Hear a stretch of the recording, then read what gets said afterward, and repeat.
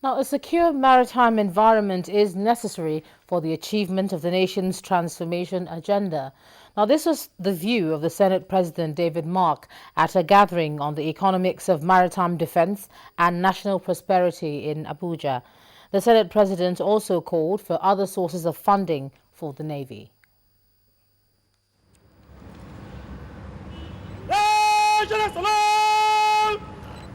Guards of honor as representative of the Senate President, Minister of State for Defense, Minister of Police Affairs, service chiefs and men and officers of the Nigerian Armed Forces gathered to appraise the Nigerian maritime defense, spearheaded by the Nigerian Navy.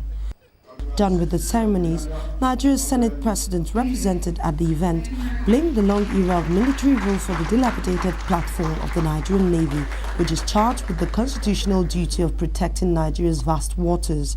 He commended various efforts by successive governments to reposition the Nigerian Navy, but noted that there are existing gaps in the current asset holdings of the Nigerian Navy despite its efforts. From available records, the decline began in the early 90s when Western nations imposed economic and military sanctions on Nigeria as a result of protracted military rule. The various efforts to reposition the Nigerian Navy by successive governments are indeed commendable. However, there are still existing gaps in the current asset holding despite the efforts. Given the capital-intensive nature of the naval operations worldwide and the dwindling national resources, there may be the need to explore other funding options to complement budgetary funding of the Nigerian Navy. For the Senate President, ignoring this all-important sector of the armed forces is toying with the nation's economy. We either take urgent steps to protect our vast maritime domain and the rich natural resources therein, or risk losing them to foreign interests and bandits. If we choose the latter option, then we must be prepared to bear the unpleasant consequences of toying with our collective destiny.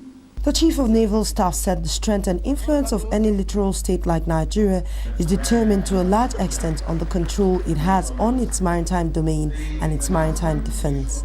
There is the urgent need to reposition the Nigerian Navy to enable a rise to the occasion and nip existing emerging threats in the bud.